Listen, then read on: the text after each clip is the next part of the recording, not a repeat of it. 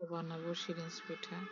আপনারা অনেকেই হয়তো অনেকভাবে অনেক রকম ময়দা দিয়ে বানান, কিন্তু আমি হচ্ছে সেদ্ধ চালটা রাতভর ভিজিয়ে রেখে বেটে তারপরে বানাই।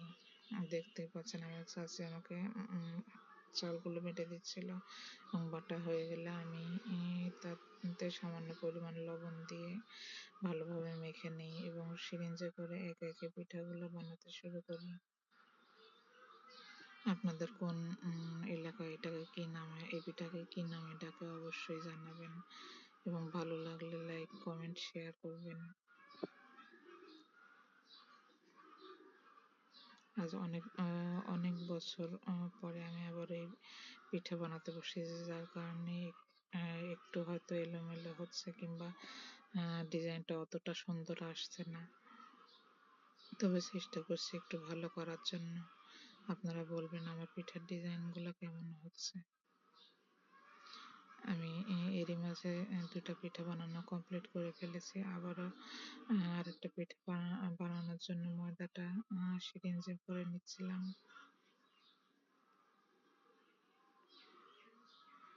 এটা একটু সময় সাপেক্ষ কাজ, যার কারণে খুব ধৈর্য নিয়ে ধীরে ধীরে বানাতে হয়। এরপরে এখান থেকে এটা ছিল প্রথম প্রসেস। এরপরে এখান থেকে গরম পানি ভাপে সিদ্ধ করে নিতে হবে, তারপর শুকানো এবং তারপরে তেলে ভেজে নিতে হবে। দেখতে পাচ্ছেন আমি আরেকটা পিঠা বানাচ্ছিলাম। এভাবে আমি একে একে পিঠাগুলো বানিয়ে নেব।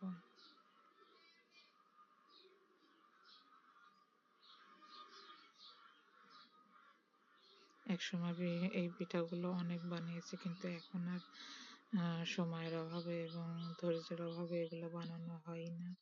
বিভিন্ন রকম পিঠা বানানোর ছিল আমার শখ। যখন যেখানে যেটা দেখতাম তখনই সাথে সাথে বাসায় এসে বানানো শুরু করতাম, কিন্তু এখন আর ইচ্ছাই করে না পিঠা বানানোর।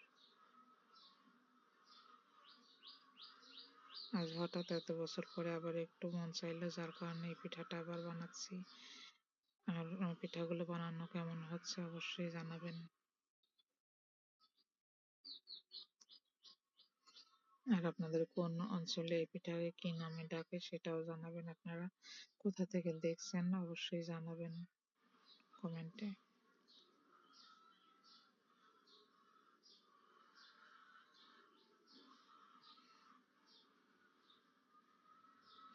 আমি এরই মাঝে কিছু পিঠা আগেই সাদা বানিয়ে নিয়েছি, এরপরে কিছুটা মরিচ গুঁড়ো দিয়ে বানিয়ে নিয়েছি। আপনারা চাইলে বিভিন্ন ধরনের ফুড কালার ব্যবহার করে বিভিন্ন রঙের তৈরি করতে পারেন, কিন্তু আমি কোনো রং টং ব্যবহার করিনি, যার কারণে আমার বেশিরভাগ পিঠাগুলো আমি সাদাই বানিয়ে নিয়েছিলাম। শুধুমাত্র কয়েকটা একটু ঝাল পিঠা করার জন্য মরিচের গুঁড়া দিয়ে বানিয়ে নিয়েছি, সেগুলো অবশ্য দেখানো হয়ে ওঠেনি। খুব শীঘ্রই আমি এগুলো বানাচ্ছিলাম এবং এক হাতেই ভাপে দিচ্ছিলাম, যার কারণে পুরো পিঠার ভিডিওটা দেওয়া হয়নি, শুধুমাত্র এতটুকুই দিয়ে দিলাম।